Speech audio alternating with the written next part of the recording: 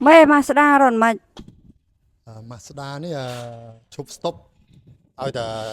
ចិត្តឈប់ stop បន្ថយល្បឿនចេញកងចាក់អាលុតហ្មងហើយគាត់ដូរប្រអប់លេខម្ដងហើយដូរបាន6 ខែឥឡូវវាចេញសញ្ញាអញ្ចឹងទៀតអញ្ចឹងមួយសារនេះគាត់លេងដូរគាត់ជួសជុលម្ដង គាត់មើលតាមเพจហ៎ហ្នឹងគាត់រកកន្លែងឯកទេសប្រអប់លេខចុះហើយដើហើយ Highlander នេះក្តៅលេងទៅមុខឆេះអស់ហើយនៅក្រោយប្រអប់លេខវាខ្មៅ